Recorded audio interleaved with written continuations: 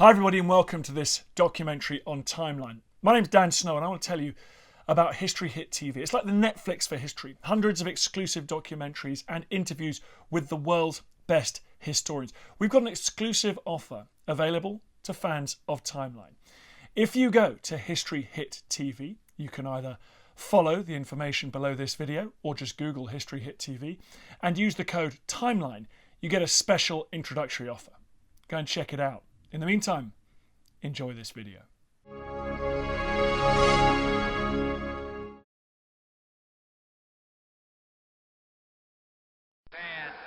9, 8, 7, 6, 5, 4, 3, 2, 1, fire. Ignition.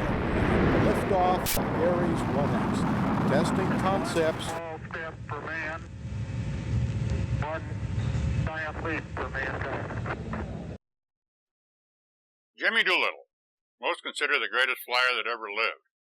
He set more flying records, he held more flying achievements, and he was awarded more medals than any flyer in history. Jimmy is best remembered, and sometimes only remembered, for leading an impossible raid on Japan, a raid that many feel was a suicide raid, soon after they bombed Pearl Harbor on December 7, 1941. Pearl Harbor was then, and is now, one of the darkest days in American history.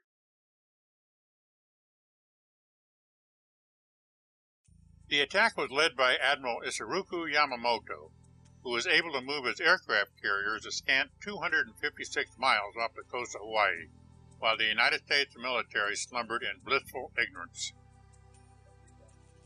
The attack was sudden and deadly, and the losses were staggering.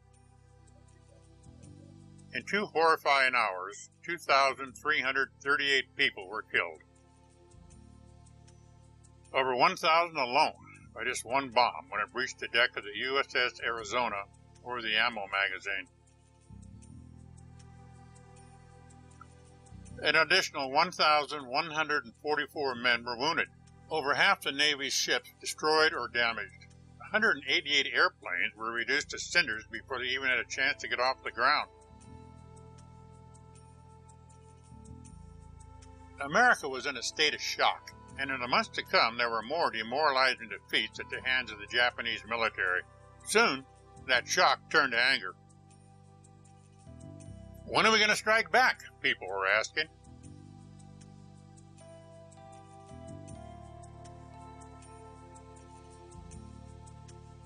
That question was answered on April 18, 1942, when Jimmy Doolittle led a daring raid against Japan.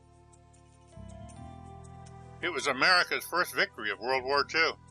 It was also a message to the rest of the world that America was not just a frightened country on the other side of the ocean, but a force to be reckoned with. News of the raid electrified people. There was mayhem in the streets of America. Jimmy was already well known for his flying achievements. Never has anyone become a national hero of such magnitude. It was as if nothing the man did before or after mattered. Over the years, many films have been made on just that one event. Actors such as Robert Redford, Clark Gable, Spencer Tracy, Alec Baldwin have all portrayed Doolittle. But in reality, leading that raid on Tokyo was just another day in this man's incredible life. Welcome to Wings of a Warrior, the Jimmy Doolittle story.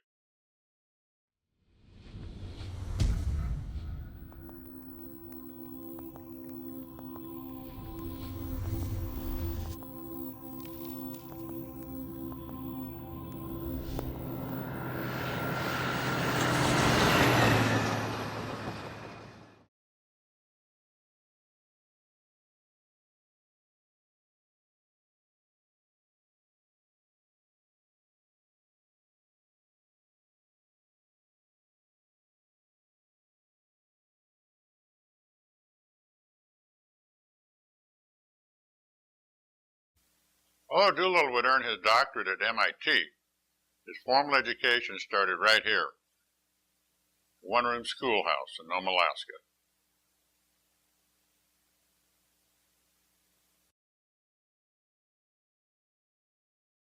James Harold Doolittle was born in Alameda, California on December 14, 1898. Jimmy's father, Frank, a carpenter by trade, had tried many ways to make his fortune, and the lure of the Alaskan gold rush was just too much to resist. So, at the tender age of 3, Jimmy and family moved to Nome, Alaska. At the turn of the century, Nome, Alaska was one of the toughest towns in the world. There was no organized law, and it had as many saloons and whorehouses as it did stores. Hardly the place a mother would choose to raise her son. The locals resented newcomers flocking to their town in search of gold, and life was hard for the Doolittle family. Even at the age of 5, Jimmy found himself in daily fights just to get to and from school. He developed a reputation of a scrapper that wouldn't back down. When Jim was 7, his father gave him a single-shot .22 rifle.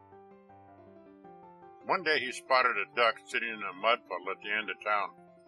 Jimmy, having seen the local Native Alaskans hunt, crawled up to the puddle on his belly and shot the duck.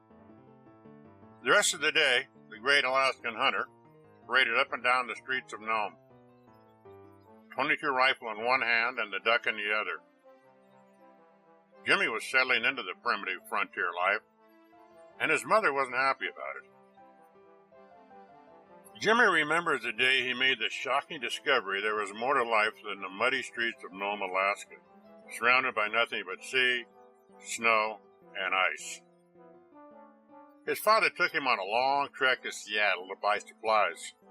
He was overwhelmed with the tall buildings, automobiles, trolleys, stores. He was even surprised to find that people actually painted their houses. The difference between lawless, crude Nome and the progressive Seattle left a lasting impression on the young Doolittle. He saw it as a future, and he wanted to be a part of it.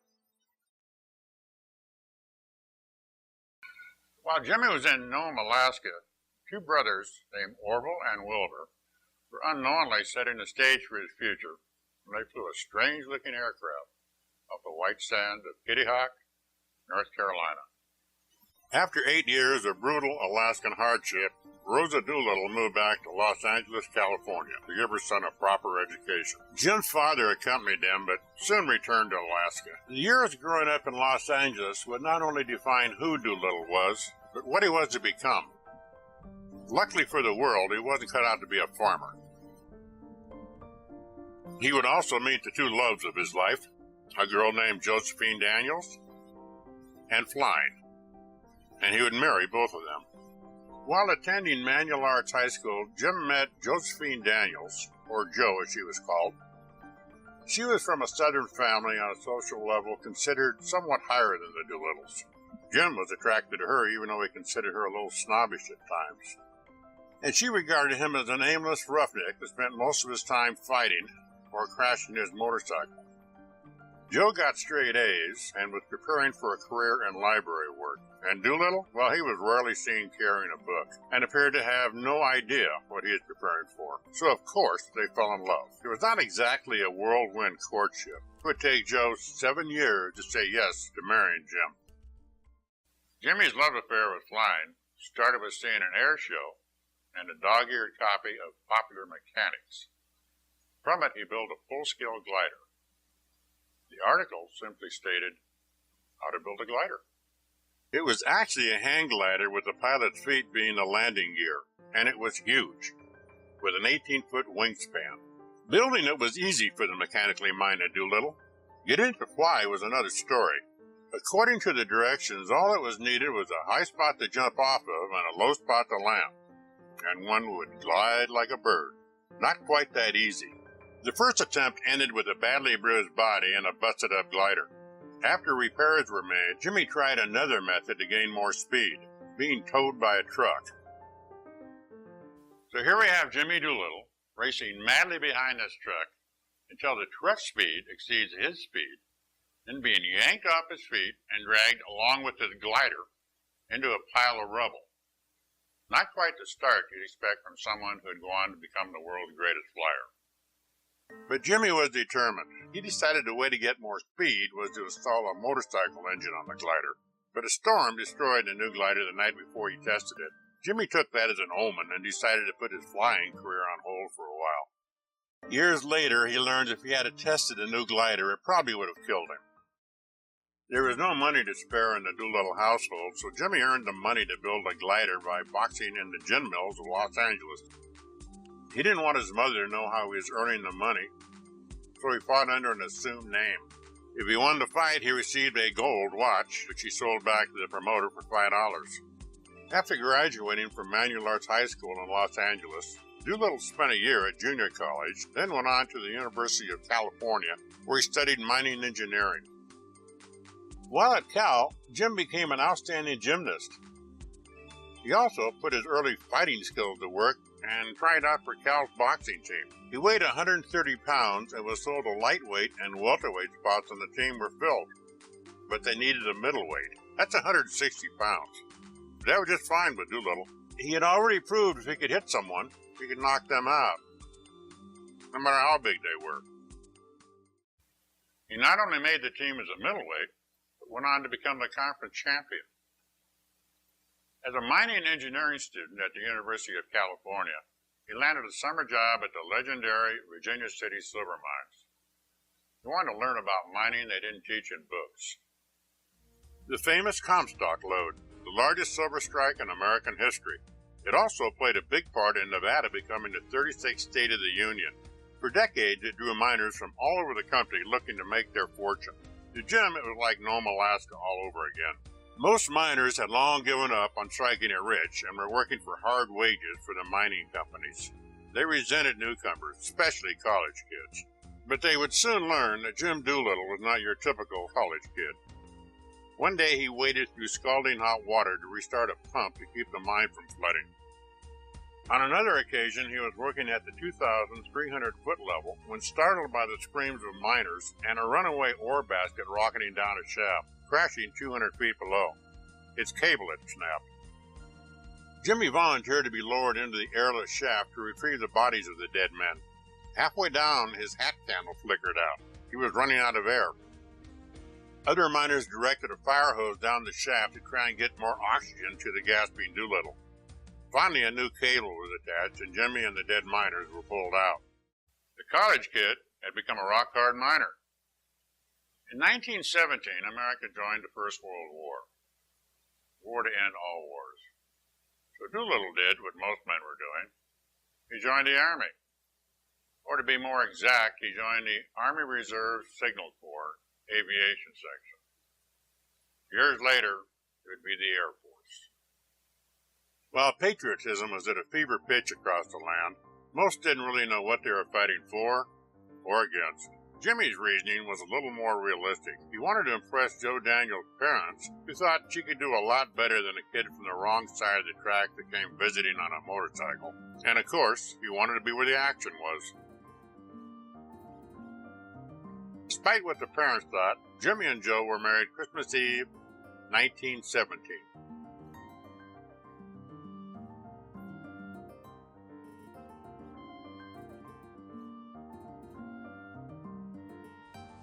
Two days later, he was called to active duty at Rockwell Field, San Diego, California. By today's standards, the plane Doolittle learned to fly in, the Thomas Morse JN-4, or Jenny, as it was affectionately called, wasn't much to look at, but to Jim, it was the most beautiful thing he'd ever seen. Soon the world would learn that when James Harold Doolittle climbed into an airplane, anything could and did happen. It was no different on his very first flight. As Jim waited in his Jenny trainer to take off, two planes collided in midair and crashed on the runway directly in front of him. Jim and his instructor helped pull the dead and injured from the wreckage.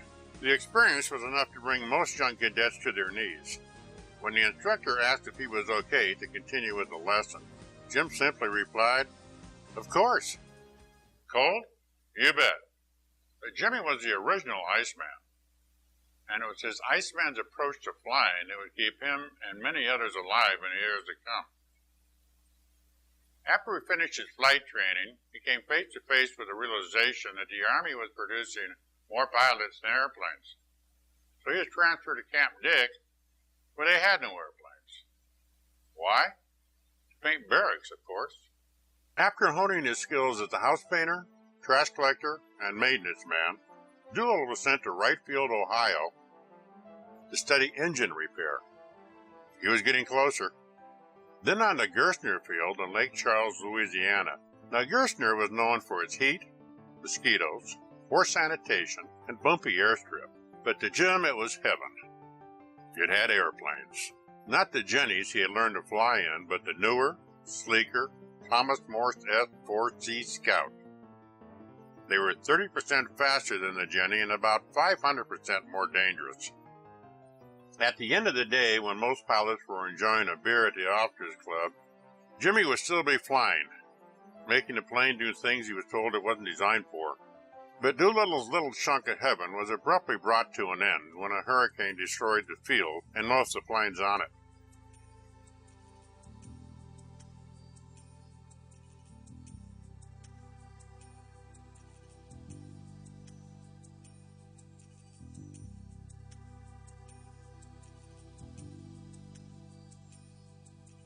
It also killed several pilots.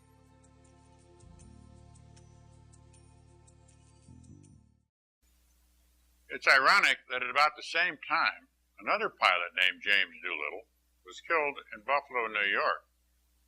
So an overzealous reporter, in keeping with getting a news story at all costs, called Joe Doolittle to get her reaction on Jimmy's death. Nice. She spent an agonizing 10 hours thinking her husband was dead. The storm that destroyed Gerstner Field also destroyed Jimmy's hopes of seeing action overseas. The war was ending. He was sent to Rockwell Field as an instructor. The commander at Rockwell Field was Colonel Harvey Burwell. He believed in doing everything by the book. Jimmy believed rules were meant to be bent. So of course the two formed an instant dislike for each other, kept alive by Jim constantly requesting to be transferred, and Burwell constantly denying the request.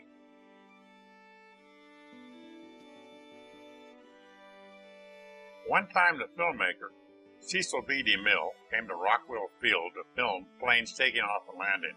When Burwell reviewed the footage, he was shocked to see Jimmy casually sitting on a plane coming in for a landing. Jim is also one of the first to fool around with wing walking. On another occasion, Jimmy actually flew his plane through an open hangar to help a ground crew sweep it out. But Jim wasn't always a prankster. One time he went to Colonel Burwell with a plan to lead a flight from Rockwell Field to Washington, D.C. to deliver a message to the brass. The effect would not only join a major air base with the U.S. Capitol, but to show the reliability of the airplane. To Burwell's surprise, Doolittle had finally come up with a good idea. To Jim's surprise, his plan was approved. The little three-plane Armada started out in high spirits, and things went well until the end of the first day. The airfield they expected to find in Needles, California, had long ago dried up, and one of the planes was lost when it hit a pile of rocks while landing in the desert. The next day, things got worse. After putting the pilot on a train back to Rockwell Field, Jimmy and the other pilot found a nice paved road to take off from. Jim got off okay, but the other pilot's wingtip caught a phone pole and spun him into the ground, destroying the plane. They didn't have radios in planes in those days, so Jim had to find a general store with a phone in it and call Harvey Burwell with the bad news. Burwell told him to get back to Rockwell Field while they still had an airplane left and before he hurt himself. But the misadventures still weren't over. On the way back, Jim ran into dense fog and was forced to land in a newly plowed field. A wheel caught a soft spot and the plane flipped on its back. He was unhurt, but he was covered in oil and his uniform was torn up. The plane was undamaged, and the following day he managed to make it back to Rockwell. He was ordered to report to Colonel Burwell as soon as he landed. Jimmy stood at attention in front of the colonel's desk in his oil-soaked, tattered uniform being balled out for just about everything. He finally saluted crisply, turned on his heels, and left the room. Jim forgot the seat of his pants had been ripped open in the accident, exposing his bare backside to Burwell. Of course, Burwell took this as a silent statement as to what Doolittle thought of him, and no amount of explaining ever changed his mind. Up until then, Lieutenant James Doolittle had destroyed 3 planes at a cost of $30,000. A few weeks later, Jimmy wiped out his 4th plane trying to catch a goose. The goose won.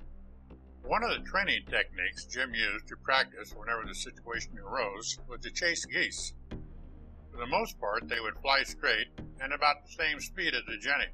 Staying close to one was a challenge, also highly against the rules. Jim had a theory about the rules. This particular goose, after gaining Doolittle's full attention and tired of his antics, flew him into an abrupt blind canyon with a sheer cliff. Jim managed to get most of the plane over the rim, except for the tail section. His artful crash landing kept him and his flying partner alive, but the plane was a total wipeout.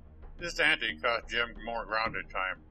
In fact, during the 5 months he was at Rockwell Field under the watchful eye of Harvey Burwell, he was grounded a total of 1.5 months and restricted to base a total of 3 months. Years later, Jimmy would explain some of his antics at Rockwell Field by saying, "I had a lot of blood running through my veins at the time." He had a reputation as a hell-raising maverick, and he was. But he also took his job very seriously, and he was one of the best instructors in the service, and it wasn't always fun. One day, Jimmy was taking off in his plane, and his student was in the other plane, and the rules of flight at the time, for obvious reasons, is that the plane on the left would lift off to the left, and the plane on the right would lift off to the right. For some unexplained reason, the student veered in front of Jimmy, and his prop cut off the student's tail section. The student dived in, crashing, killing him. In another training flight, Jim was with a student pilot when the plane suddenly jumped and there was a crashing sound. The prop started shuddering so violently it threatened to tear the motor out of the plane. Doolittle shut the engine off, checking to see what had happened. Looking down, he saw a Scout in flames, spouring earthward. Evidently, the pilot had approached Jim's plane from below, being blocked out by the blind spot created by his wings. The collision tore away Jimmy's landing gear and badly damaged the lower wing. Doolittle was left with an aircraft with no motor and a lower wing threatening to tear off at any moment. The only certainty was he was going down, fast. He had some glide left in the plane that presented 3 options. He could wrap a wing around the tree to help soften the impact of the crash. He could side-slip it in and let the fuselage absorb the impact, or he could try and find a flat spot and attempt a belly landing. He chose to slide the plane in on its belly, landed safely. Doolittle finally got out of the doghouse with Burwell when a group of English government officials visited Rockwell Field. Unknown to Colonel Burwell, Doolittle and some buddies had been practicing close formation stunt flying. This was unheard of in 1917. Unlike the sleek, dependable planes of the day, the early biplanes were a menace to the best of pilots. Close formation flying was considered suicidal. Jimmy and his men put on an unannounced show for the surprised Colonel Burwell and the English officials. Afterwards, they congratulated Burwell on his fine training methods. War ended shortly afterwards, and Colonel Burwell was replaced by a man named H. Arnold. Years later, he would become famous as Hap Arnold, Supreme Commander of the Air Force during World War II. In 1918, most people still considered the airplane a toy. Unfortunately, the United States government agreed with them. And why not? Look at it. Looks like a haystack with a bad hair day. But what most people didn't understand is the same physics of lift, drag, etc. that would keep something like this in the air, and a few short years later would keep something like this in the air. Now that short time span seems mind-boggling. Consider this. Hap Arnold, the Supreme Commander of the Air Force during World War II, was actually taught to fly by the Wright brothers. After the war, the Air Service struggled to keep from being disbanded, which was mind-boggling considering most countries in the world quickly set about making huge advancements in the airplane. Even newly defeated Germany was experimenting with commercial air travel. But America was still a young, short-sighted country more interested in developing wealth than the airplane. But a few far-sighted leaders were able to find work for the Air Service. One was patrolling a forest, looking for forest fires, and another was patrolling the border between the United States and Mexico, looking for Mexicans. There had been reports of raids on ranches along the Texas border, and there had been cases of smuggling, so the Border Patrol was formed. And Doolittle found himself in a wide spot in the Texas desert called Eagle Pass. There was no real base there, so the men lived out of tents. Their patrol planes used were the DH-4s, nicknamed the Flying Coffins.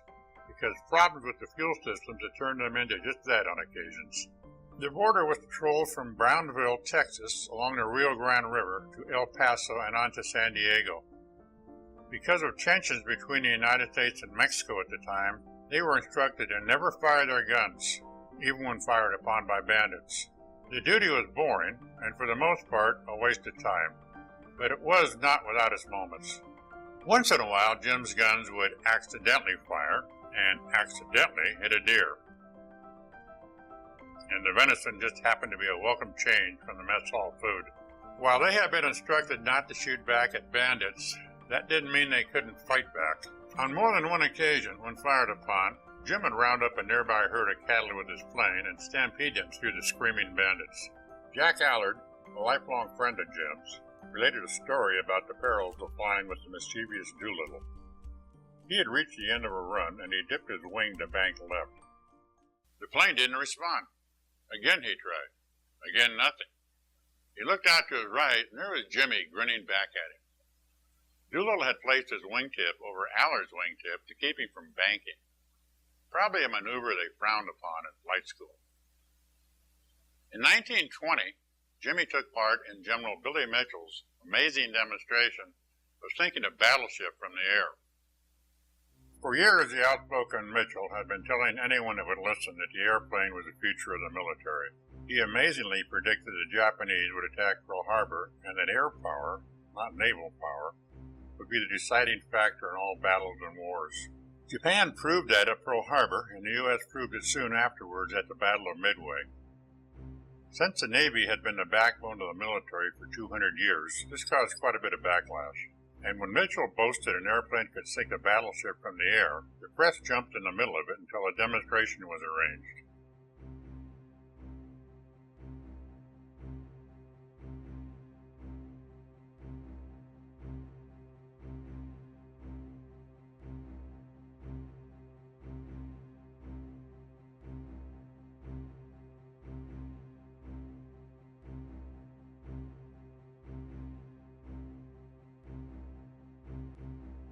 Even after Billy Mitchell prevailed, sending an unsinkable German battleship to the bottom with 6 2,000-pound bombs, Congress was not allocated a future to the Air Force.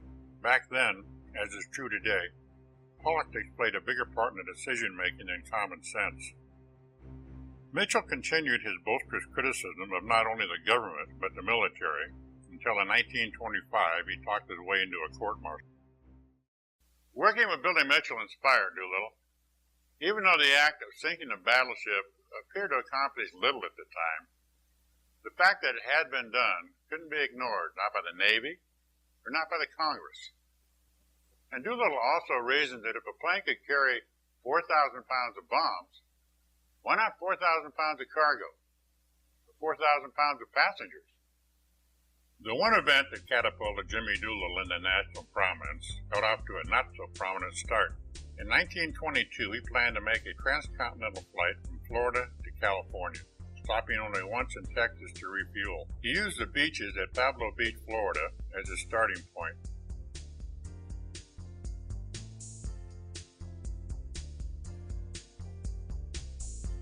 As he raced his de Havilland 4 down the beach, a wheel caught a soft spot in the sand, catapulting the plane into the water. Jim was unhurt, but the impact of the crash pulled his flying helmet down over his eyes.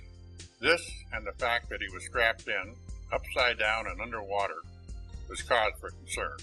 Jim unbuckled and was thrashing about to escape when he discovered he was only knee-deep in water. The crowd laughed, applauding Doolittle's heroic effort. A month later, after getting the plane back in flying condition, Jim was back on the sands of Pablo Beach. This time, a row of lanterns were set up to help me find the runway of hard-packed sand. Jimmy lifted off without incident, and 22 hours and 19 minutes later, he set down in San Diego, California, becoming the first person in history to cross the continent in less than a day. That same year, Jimmy set the undesirable record of the world's shortest parachute jump. Airplane manufacturers consider Doolittle the ultimate test of their product. If it could withstand him, it could withstand anything. On a test flight over McCookfield, Ohio, the plane broke up under him. And while his horrified wife and young son looked on, chute opened a beat before he hit the ground. In 1923, the military knew they had more than just an airplane fly in their midst and sent Doolittle to MIT to study aeronautical engineering. At the time, there was a giant gap in communication between aeronautical scientists and pilots. The pilots didn't put much faith in flying an airplane with a slide rule and an algebra book. And the scientists? Well, they thought most flyers were just flat crazy anyway for wanting to fly around in cracker boxes. Doolittle received not only his master's degree, but went on to earn his doctorate as well. During a break in his studies, Doolittle delivered a plane to the Boston airport. It was night when he made his seaward approach, his wheels almost touching the whitecaps. There were no lights or communications at the Boston airport in 1924, so Jim wanted to set down as soon as he cleared the seawall. Night landings at Boston were rare, so the men working on the field that day thought nothing of leaving a 3-foot pile of cinders at the end of the runway. Besides, they reasoned that nobody could land that close to the seawall anyway. Jimmy came in and cleared the seawall with inches to spare and instantly felt his plane being torn apart. He bounced across the runway, came to a halt, he climbed out unhurt, and in typical Doolittle fashion, instead of cursing the men for leaving the cinders there, he silently blessed them for not leaving the grater too. To attract attention to the upcoming Schneider Cup race, Jimmy flew his Curtiss R3C Racer among the skyscrapers of New York at near street-level altitude. That wouldn't go over too well today. In fact, it didn't go over too well then. The next day, he set a new record of 232 miles per hour in winning the race. If that speed record of 232 miles per hour seems a little timid, it was the overall average speed, which included slowing down to make 180-degree turns around pylons. Also, consider this. The top speed the plane Doolittle learned to fly in, only 6 years earlier, was a whopping 70 miles an hour. Wide open.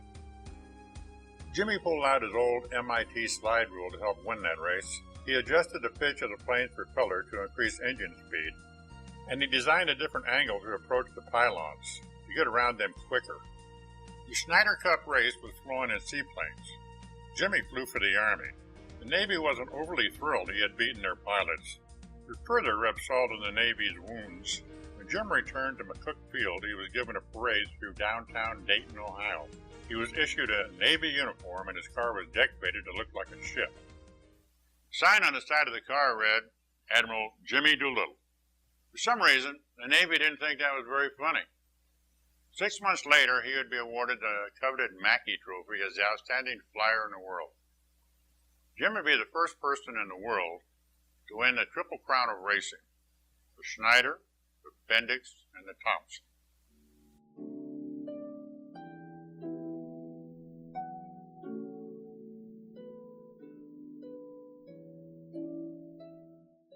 In 1926, Jim again made aviation history. On a test flight over Wright Field, Ohio, he was testing a new addition to the rudder called a trim tab. He was putting the plane through a series of stiff maneuvers when he heard a loud crack. The cable to the rudder had snapped. Now this would be like driving your car at 100 miles an hour and having a steering wheel come off in your hands. The procedure of the day was to quickly part company with your aircraft. Jimmy had a theory about landing a rudderless plane, and it was now or never. So from 5,000 feet, he literally stalled or floated the plane to the ground. And just before it crashed, he gave it full power and landed safely. The famous flyer, Charles Lindbergh, later told the press, Jimmy is the only pilot in the world that could have pulled that off. That same year, the Curtiss Aircraft Company had a shot at selling planes to the Chilean military. So they went to the United States Army on bended knee, begged, and got Doolittle to demonstrate the plane for them. Jimmy was given a leave of absence without pay, which was more than fine with him, since the Curtiss people paid a lot more than the Army. The plane to be demonstrated was their new pursuit plane, the P-1 Hawk fighter. Germany, Italy, and England were also there trying to sell their planes. A few days before the demonstration, a cocktail party was held, and the local drinks were a big hit. You know the kind. They taste so good they can't possibly have that much alcohol.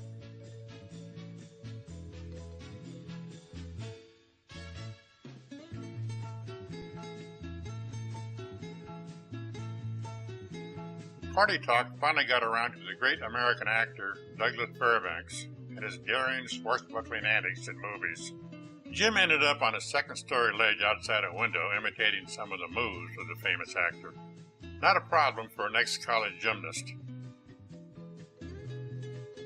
Until the ledge gave way. Jimmy broke both ankles in the fall, and to make matters worse, they cast him wrong at the hospital. Jimmy would be the first to admit that he'd had a share of screw-ups in his life, and this ranked right up there at the top. He'd let himself down. This demonstration meant a lot to the Curtis Wright people and to the United States government, and there was no way he was letting them down. The day of the demonstration, the huge crowd was shocked to see an ambulance roar up on the field and deliver Doolittle on crutches, both legs in cast. He was lifted into his plane where his casted feet were wired to the rudder pedals. Jimmy lifted the P-1 Hawk into the air and put on an incredible show, in the process breaking both casts. He felt agonizing pain each time he moved a rudder pedal. The next demonstration was by Ernest von Schoenbeck, one of Germany's greatest aces. He fought with the famed Richterfern Squadron during World War I. As Jimmy watched from his plane, he decided he wasn't quite done with his demonstration. He nodded to a delighted crewman, "I'm going back up." He joined the German at 4,000 feet, dipping his wings, and made a path to show his intent. For the next 10 minutes, they engaged in a mock dogfight where Doolittle literally flew circles around the famous ace. Finally, von Schoenbeck had had enough. He broke off and landed his plane. Jimmy followed him in, but just before touching down, he flipped the plane on its back and buzzed the field upside down. The crowd went wild and engulfed his plane when he landed. Doolittle appreciated the joy of the crowd, but feared they'd try and pull him out of his plane with his feet so wired to the rudders. Respectful von Schoenbeck conceded it was the greatest exhibition of flying ever displayed. Not bad for a kid that crashed his first glider. When Jim returned to the States from his window ledge antics, it cost him 6 months in Walter Reed Hospital. It gave him plenty of time to think about a flying feat that had never been accomplished, the outside loop. Now, in the conventional loop, the plane goes up and over, and the pilot is forced down into the seat. In the outside loop, it's just the opposite. The plane goes up, down, and around. And the medical consensus of the day is that blood vessels would burst and vital organs could be ripped loose from the body. Many flyers had attempted the outside loop. They'd all failed or died trying. Jimmy had studied the structural design of the Curtiss Hawk and was confident it would withstand the stress. He was almost as confident his body would. On a clear day, 10,000 feet over Wright Field, Ohio, Jimmy nosed the Hawk over into a vertical dive. At 285 miles per hour, he jammed the stick forward and once again flew into the history books, proving the experts wrong. When reporters asked why he tried such a suicidal feat, he answered slyly, "It was just a spur-of-the-moment thing." The military, while welcoming advancements in flight technology, was fully aware Jim Doolittle was not your average pilot.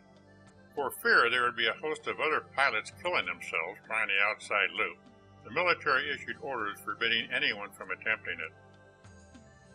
Of all of Jimmy Doolittle's achievements and contributions to flying, he considered blind flying one of the most important.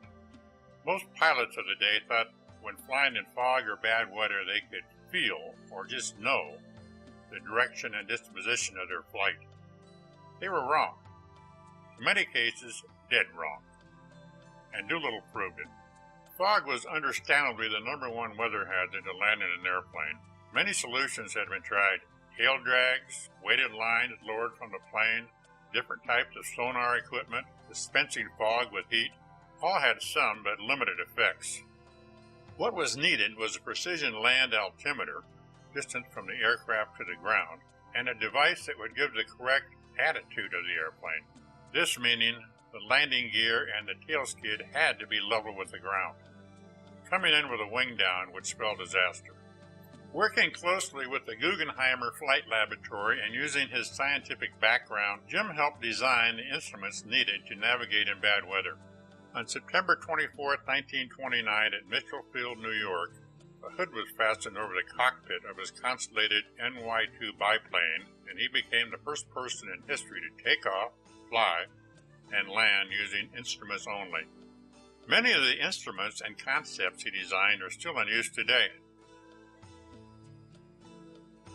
Jimmy's achievements with blind flying were dearly threatened while working on the project.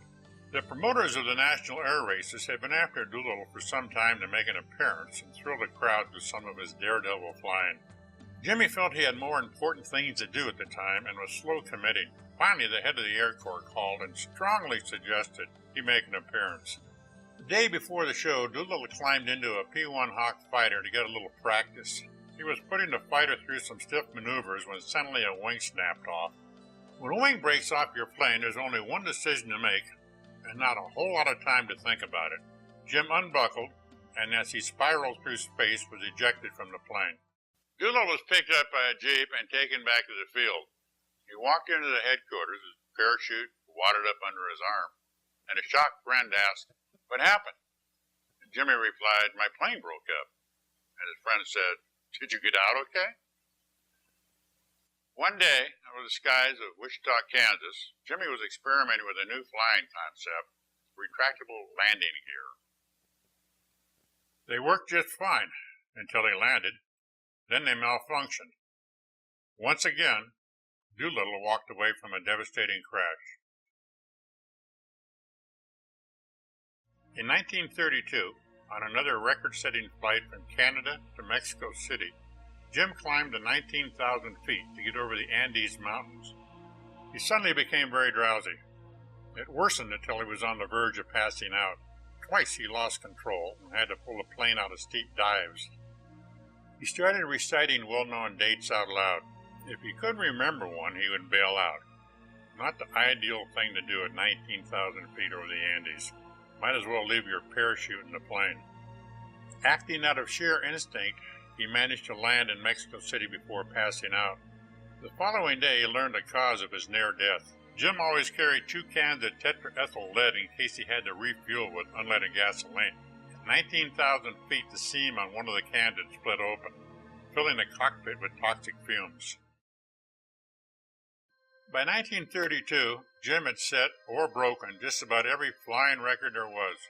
He had even managed to tame the legendary GB Sportster, or the killer plane as it was most often called. The plane was named after the Granville brothers, who started out as auto mechanics, then got into airplane design. And they were good at it. Maybe too good. Jim told me that flying the GB was like balancing a pencil on your finger. One lapse of concentration and it was gone. The GB had killed many flyers that had suffered that lapse of concentration, including its designer. Some considered it the most dangerous plane ever built. Others thought it was just too advanced for most pilots to handle. Doolittle won the Bendix speed race in a record 252 miles per hour, even lapping the competition. After setting the record, Jim simply said, "It flew like a bullet," a perfect description of a 1,400 horsepower engine designed to resemble an airplane. Jimmy abruptly quit racing after that. When asked why, he related stories of Rebecca going to the well once too often, or had never known a racing pilot die of old age. But it was more than that. Jim learned that when he was racing the GB, the media would train cameras on his wife and children to get their reaction if he crashed.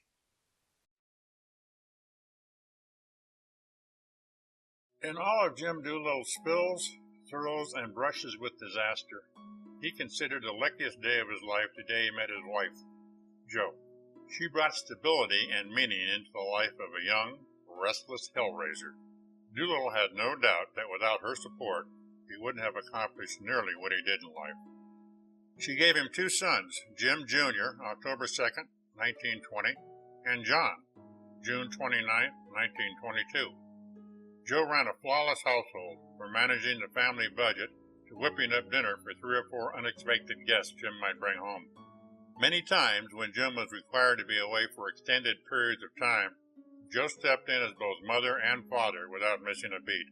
All this while being ready to move halfway across the country on a day's notice, which the Doolittles did on a regular basis.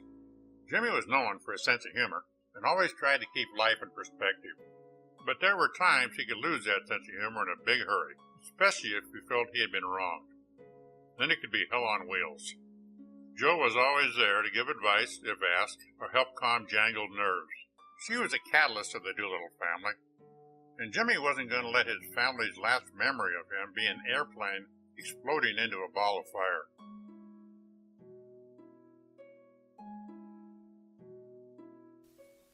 Jim had been in the public eye for a long time, but he'd never experienced anything that disgusting.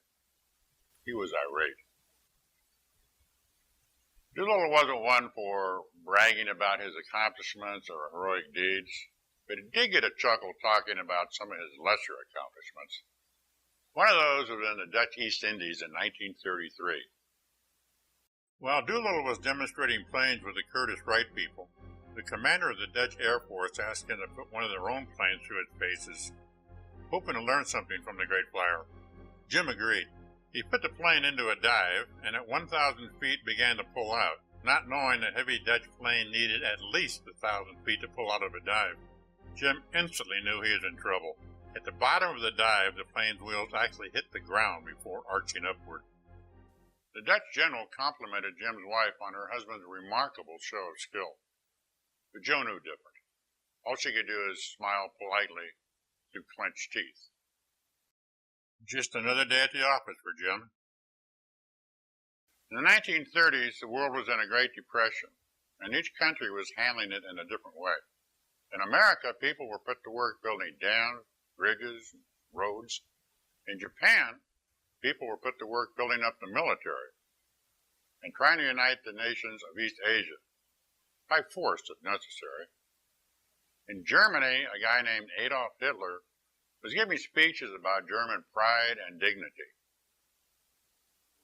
At the request of the government, Doolittle toured many countries in Europe and Asia. He was shocked, not only the buildup in the armies, but the superiority of their aircraft. Based on what he saw, Jim was convinced war was on the horizon, and when it came, he was just as convinced it would be won in the air.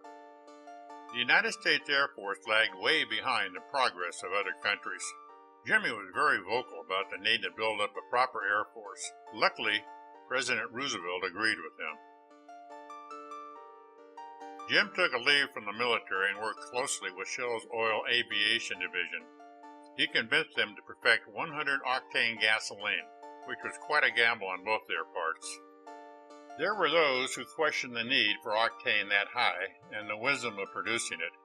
The first gallon of 100-octane gasoline cost Shell $1 million, and some referred to it as Doolittle's $1 million blunder.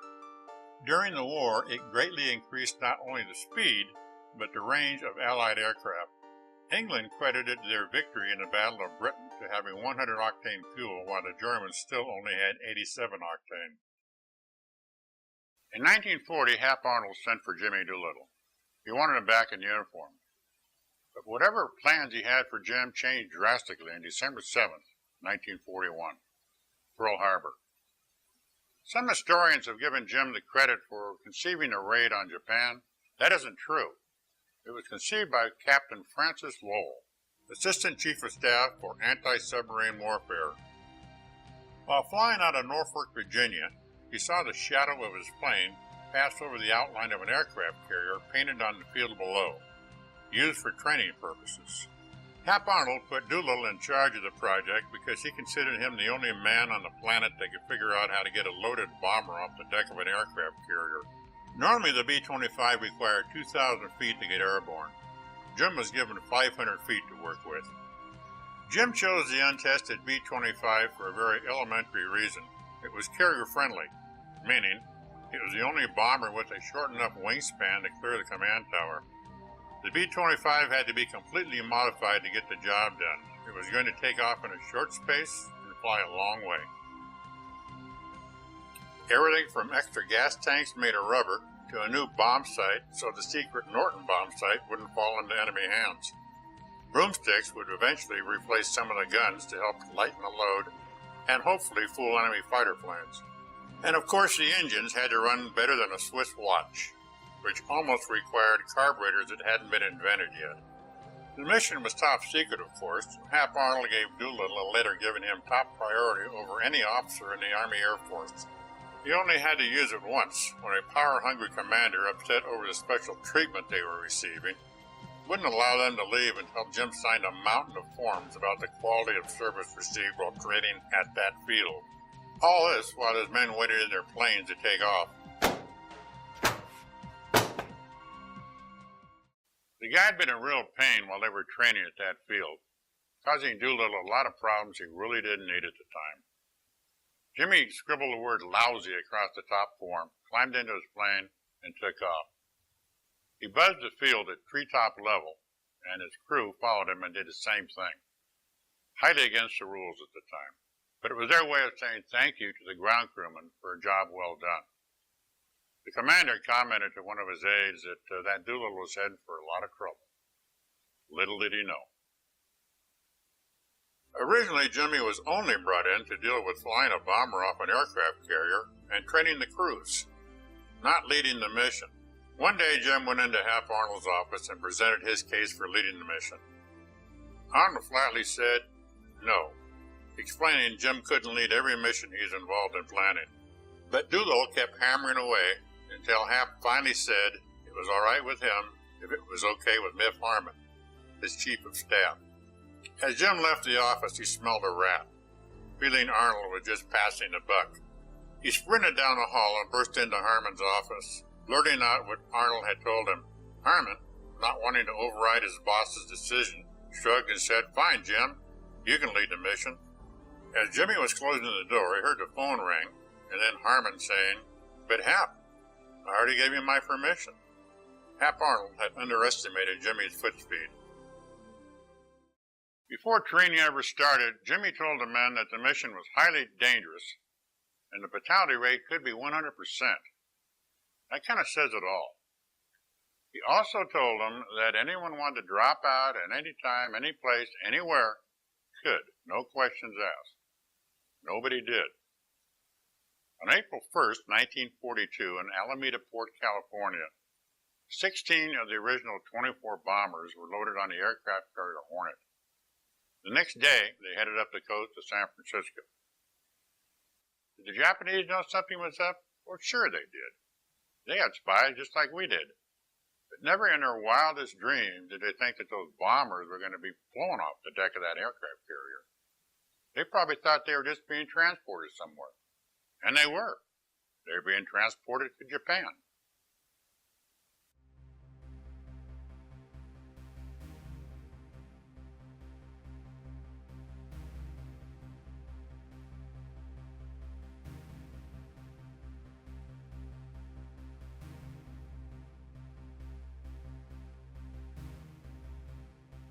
The original plan was to get the raiders within 400 miles of Japan before launching, bomb key military targets, then fly safely to prearranged locations in China. That didn't work. The Japanese, taking precautions against an attack, had moved their picket line of patrol boats 900 miles off the coast, way out of range of carrier-based fighter planes. At 6:30 a.m. Saturday, April 18, 1942, the general alarm sounded on the Hornet. They had been spotted by a patrol boat 823 miles off the coast of Japan.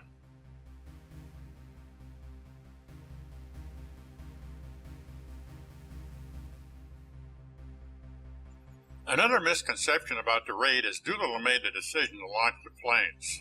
Not true. The task force was under the command of William Bull Halsey. The force consisted of 2 aircraft carriers, 4 cruisers, 8 destroyers, and 2 tankers. Those were his boats. He commanded them, and everyone on them.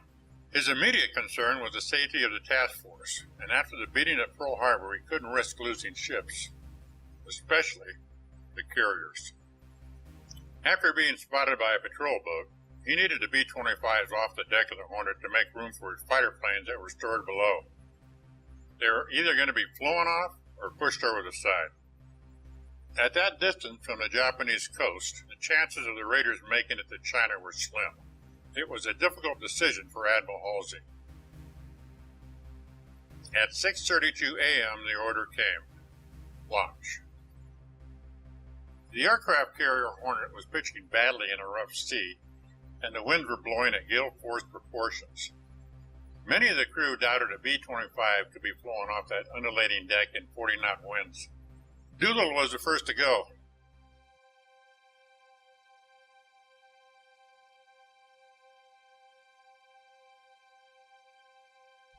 When his plane roared down the runway and lifted into the air, the cheers could be heard above the storm.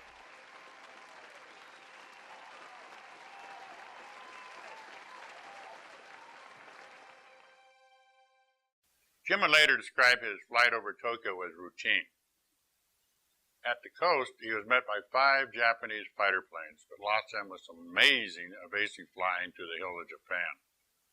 Over the target, just as he was reassuring the crew that the flak was missing him a mile, a burst rocked the plane, causing Flight Chief Sergeant Paul Leonard to comment, "Major, that was no mile."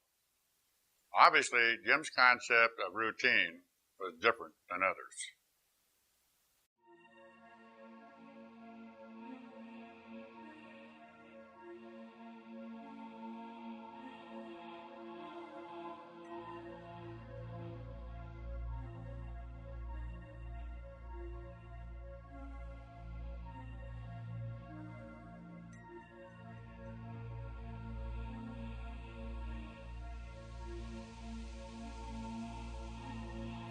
With the help of a tailwind, the planes did make it to the China coast.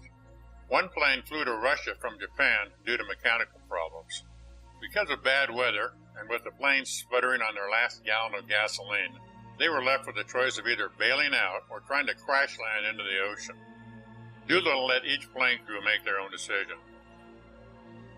After 13 hours in the air and traveling 2,250 miles, Jim made the decision to abandon ship somewhere over the China coast. He hoped. After the crew had jumped, he put the ship on automatic pilot, shut off both gas cocks, double-checked to make sure all the crew was gone, adjusted his chute, and in his words, left the airplane. As Jimmy descended through the dark rain, he thought about the once shattered ankles and hoped for a landing that wouldn't damage them. He more than got his wish. He suddenly landed in a rice paddy, setting neck deep in night soil, a nicer name for human excrement. Later that night, seeking shelter from the chilling cold, Jimmy climbed into a large crate he came across suspended on 2 sawhorses. It turned out to be a coffin, occupied by an elderly man. Spending the night with a dead man was not a problem for Jim. Trying to stay warm in the cold weather was. He survived the night only to spend a nerve-wracking day with suspicious Chinese soldiers who suspected him of being a spy. Only after retrieving his parachute a farmer had snatched from the rice paddy did the soldiers believe him. After a frantic week locating his scattered crew, Jim was taken to Chongqing, where he met with General Isamo and Madame Chiang Kai-shek. Most of the crew survived. 11 raiders were killed or captured, 3 executed by the Japanese.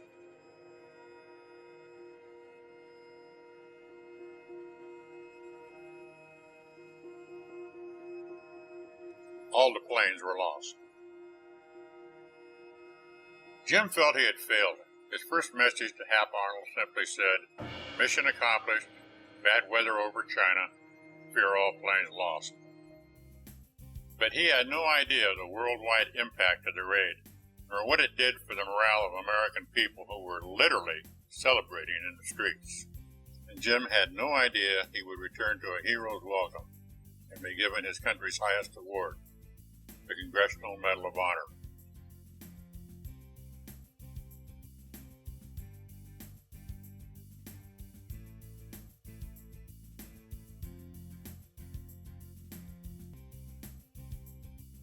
One day, soon after his return, Jimmy went into a drugstore to buy a tube of toothpaste, but he couldn't get it because he didn't have an empty in return, a medal-saving measure of the day. He tried to buy several other items, but was denied because of a shortage. Finally, the clerk repeated a popular phrase at the time, "Don't you know there's a war on?" Jimmy just smiled and said, "Sorry, I've been away." Like any other world-changing event, there are those who serve just as bravely, but sometimes go unnoticed. There was Seaman Robert Wall, who lost his arm when wind surge pushed him into the prop of B-25 number 16 as it was preparing to launch. The search plane on the Hornet crashed at sea, claiming the lives of pilot G.D. Randall and radio operator P.A. Gallagher. Then there were the Chinese people, a young man named Tung Shen Lu, who risked his life by hiding raiders from Japanese soldiers. He would be made an honorary raider and in 1947 moved to the United States, where he became an aeronautical engineer. He retired in Monterey Park, California, and passed away at the age of 92. But there were others who weren't quite so fortunate.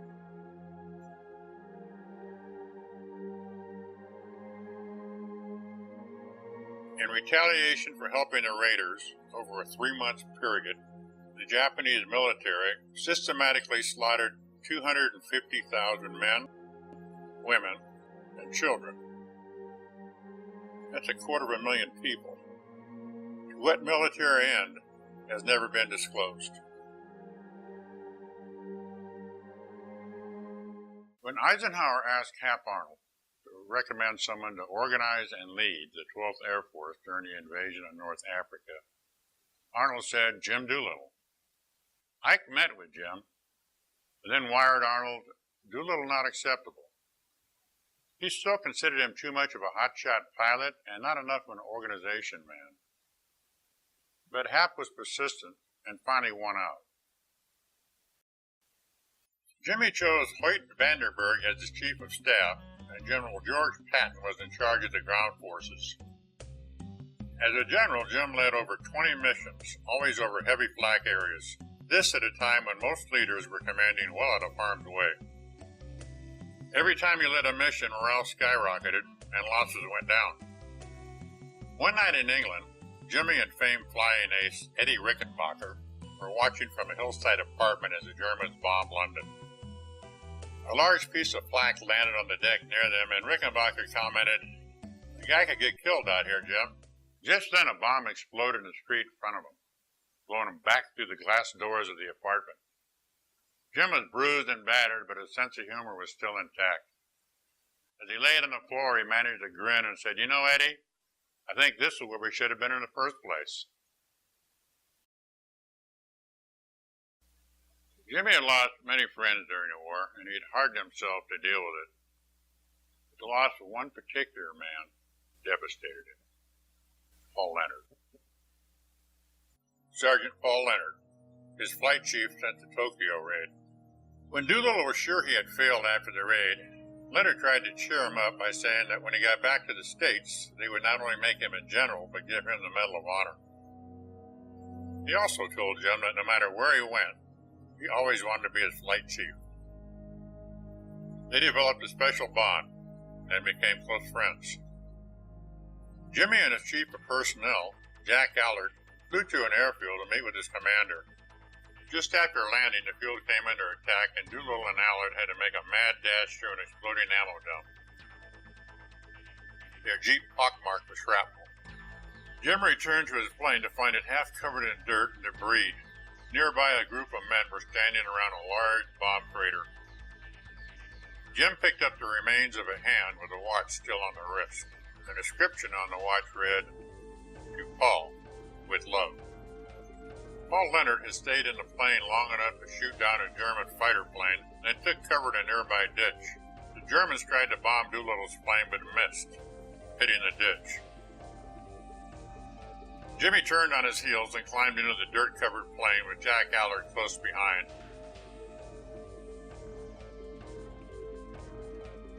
After blowing the dirt off with the prop wash, he roared down the runway. It was not the right thing to do, nor the smart thing to do. The plane should have been checked out first, but Paul Leonard had done the smart thing by taking cover in the ditch. It didn't work out very well. The men on the field watched in stunned silence, most expecting the plane to cartwheel into a ball of flame. Jim nursed it into the air and then put it through a series of stiff maneuvers. He finally grunted to a petrified, respectful Jack Allard. "Well, I guess the damn thing will still fly." When Jimmy commanded the 15th Air Force, he had the job of bombing Rome. And that's the same Rome that has churches, shrines, and the Vatican. Now, the rules of American warfare is you don't bomb the other guy's religious sites, especially when their religion is the same as yours. The last plane on a bombing mission is called Tail End Charlie. It rarely makes it through without taking a hit because the ground gunners have a chance to adjust. Over Rome, Jimmy flew the Tail End Charlie spot because he wanted to make sure none of the churches were hit. And he wasn't a churchgoer. After a victory in North Africa, Doolittle was given command of the 8th Air Force in Europe. Jimmy's major enemy in England was the weather. 2 out of 3 days were unflyable. On his first airstrike, the weather turned bad soon after it was launched. If the men had to return in that weather, it could mean the loss of half of them. A recall would mean his first 8th Air Force mission was a failure. It would mean the lives of 6,000 flying personnel would have been risked for nothing, and 1.5 million gallons of gasoline wasted. Jim watched and waited, then gave the order. Recall. In 30 minutes, the weather changed and the men returned in clear weather. A week later, the exact same thing happened. The mission was launched, the weather turned bad, Jim ordered a recall, and then the weather turned clear. By now, most of the men in the 8th Air Force thought Jimmy Doolittle had lost it. As did General Spaatz, the overall commander of the 8th Air Force in Europe. He called Jimmy into his office and flat told him, "Looks like you don't have the guts to run a big Air Force." The man didn't mince words. Jimmy explained about the freak changes in the weather, and that missions that returned in bad weather routinely lost half their planes. And he didn't think either mission was worth 3,000 lives. General Spaatz decided to tour Doolittle's air bases before making a decision about replacing him. As they flew from base to base, the weather was beautiful, as were the weather reports. But on the way back, the weather quickly changed, and they found themselves in dense fog, extending all the way to the ground.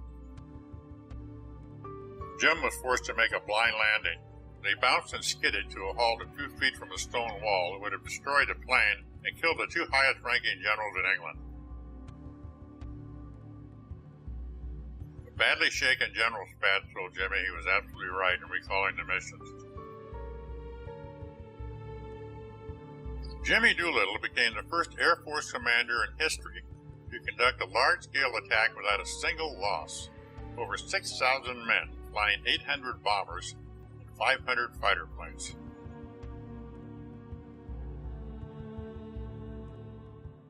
Running a big Air Force is not always about launching missions and winning battles.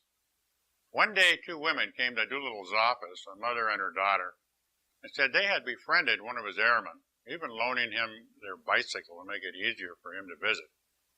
And now he'd been transferred back to the States, and they were both pregnant. Jimmy assured them this was a very serious matter, and he'd have the airman brought back to deal with it. And the women said, "Oh no, we don't want to get him in trouble. We just want our bicycle back."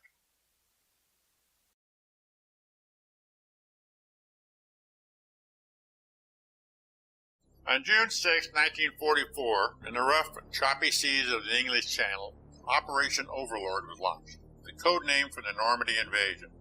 156,000 Allied troops from the United States, Britain, and Canada would storm ashore the beaches of Normandy to spearhead the beginning of the end for the Third Reich. One of the greatest fears over the landing beaches were enemy planes. There was nowhere to run and nowhere to hide. But the 8th Air Force had so thoroughly bombed gas dumps, ammo dumps, and airfields, the Germans couldn't get one plane in the air. When the invasion was launched, the reports were slow coming in, and mostly inaccurate. So Jimmy Doolittle climbed into a P-38 Lightning, and with a wingman, headed for the landing beaches to see for himself. Over the beaches, he spotted a hole in the clouds and zipped through it. His wingman missed it.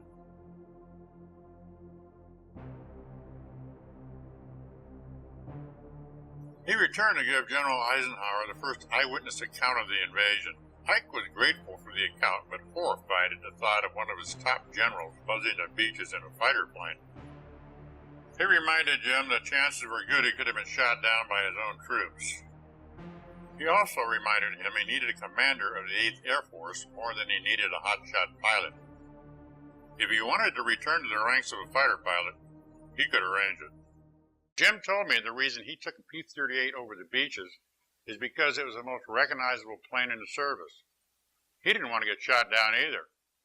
He also told me of seeing landing craft taking direct hits and bodies flying through the air. It was surreal. In the last days of the war, Jimmy put together the biggest mission in history. 3,008 planes in one mission. I mean, when Doolittle first joined the service, there was 55 airplanes in the entire United States. Think about that. The effort literally brought the German war machine to a halt. As in any war, events happened and decisions were made that caused heartache and second-guessing. During D-Day, bombers of the 8th Air Force inadvertently dropped bombs on their own troops, killing 100 and injuring over 500. There were 2,500 bombers involved in the operation, dropping thousands of bombs on mostly smoke-covered targets. The 8th had been trained for high-altitude bombing, not close support of ground troops. But Jimmy took full responsibility for the tragedy because he was the man at the top. It was standard procedure to send bombing crews home after they had flown 25 missions. Jim increased that number to 35 missions. When a green crew came in, it took at least 10 missions before they knew what they were doing and how to stay alive.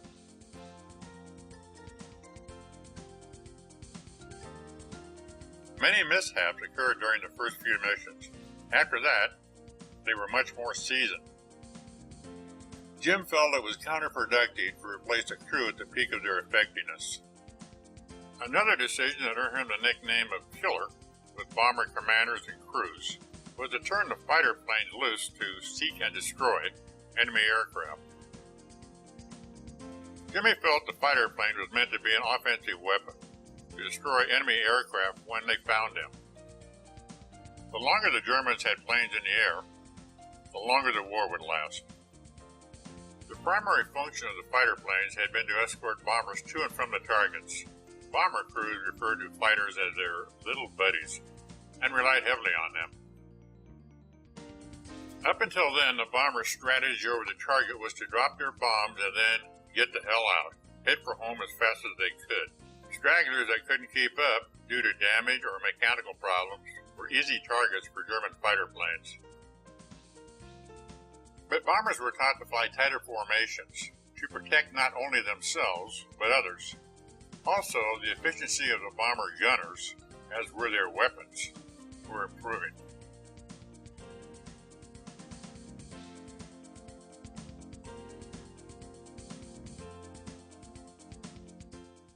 While bombers would still have fighter protection, it would be on a limited basis. It was sort of a lesser of two evils type decision. Did it cost the lives of more bombing crews? Yes. But the real question is, did it save more lives than it cost? Military historians, both German and American, estimate that Doolittle's handling of the 8th Air Force shortened the war by as much as a year.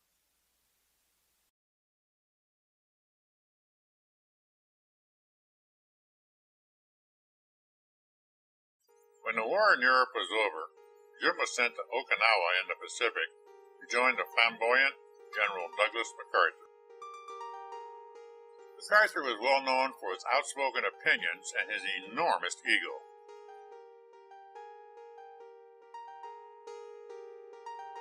That would eventually end up getting him fired by President Harry Truman.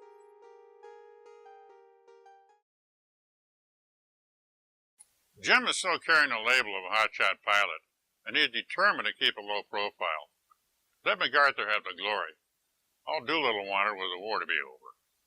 Upon his arrival, he was puzzled at MacArthur's cold reception, until an aide showed him a newspaper clipping from the London Times.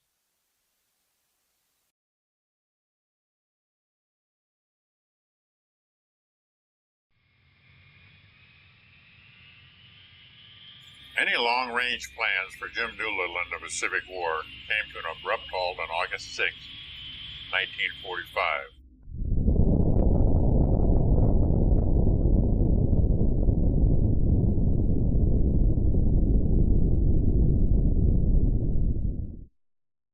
Days later, a second bomb was dropped on Nagasaki. An exclamation point, I guess. And what had started nearly 4 years earlier with hundreds of bombs, bullets, and airplanes ended with just one bomb, equaling 20,000 tons of TNT. After the war, Jimmy became a vice president at Shell Oil and later became a director. His scientific background was invaluable in the advancement of space-age fuels. In 1951, Jim was appointed Special Assistant to the Chief of Air Force as a civilian in scientific matters that helped bridge aerospace and ballistic missiles development. In 1954, then President Eisenhower asked Doolittle to do a study on the Central Intelligence Agency, which would become known as the Doolittle Report. The CIA had been formed a few years earlier in 1947 as primarily an information-gathering agency. But as the threat of communism grew around the world, so did the duties of the CIA. Jim felt the game plan needed changing to combat the threat of communism. The act of fair play must be re-examined. America was in a different kind of war now and must adjust to a different kind of warfare. The report was very controversial in respect it voiced opinions not normally associated with a democratic society. The days of glorifying war were coming to an end. Jim retired from the service in 1959, but remained actively involved, becoming chairman of the board of Space Technology Laboratories. He also remained a special advisor to the Air Force. Jim's two sons, Jim Jr. and John, followed in Dad's footsteps and became flyers. Jim Jr. served in the Pacific in a medium bomber squadron, and also as a bomber pilot with the 9th Air Force, where he was awarded the Distinguished Flying Cross. He also served in Korea as a fighter pilot, and later as a test pilot at Edwards Air Force Base. John Doolittle attended West Point. He was also a veteran of the Korean War and a bomber pilot in Vietnam. In 1958, tragedy struck the Doolittle family, the kind that leaves a parent asking unanswered questions for the rest of their life. Jim Jr. committed suicide. There was no note and never an explanation.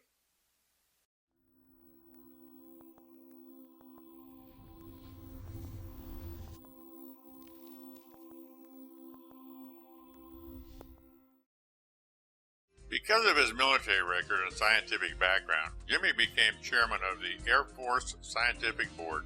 He had the ability and know-how to bring both sides together. From 1955 to 1965, he was a member of the President's Advisory Board on Foreign Intelligence. He was offered the job of heading up the National Aeronautics and Space Administration, or NASA. He declined that job. That wasn't the only distinction Jim turned down. The city of Los Angeles wanted the name LAX after him, and he declined that offer, saying that most airports were named after deceased people, and he wasn't quite ready to make that sacrifice yet. In 1985, Congress promoted James Harold Doolittle to the rank of full general. That's 4 stars. President Ronald Reagan and Senator Barry Goldwater had the honor of pinning those stars on his shoulders. In North Africa in 1943, it was decided to establish a yearly reunion for the Doolittle Raiders. The first official reunion was held in Miami, Florida, 1945. The citizens of Tucson, Arizona had presented Doolittle with 80 silver goblets in a display case, one for each raider on the mission, which he in turn gave to the Air Force Academy for safekeeping. Each year, the raiders toast the men who died on the raid and members who passed away during the year. The deceased men's goblets are turned upside down in the display case. Their names had been inscribed on the goblets twice, right side up and upside down, so it can always be read. In 1993, Jim Doolittle's silver goblet was turned over. He passed away September 27th, Pebble Beach, California. He was 96 years old. He was buried at Arlington National Cemetery next to his wife, Jo. Among some of the awards and medals America bestowed on Jimmy Doolittle are the Horatio Alger Award,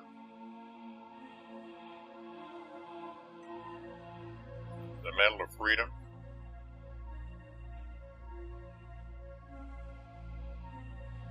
two Air Medals, two Distinguished Service Medals, 3 Distinguished Flying Crosses,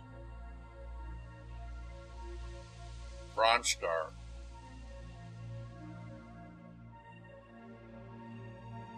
Silver Star,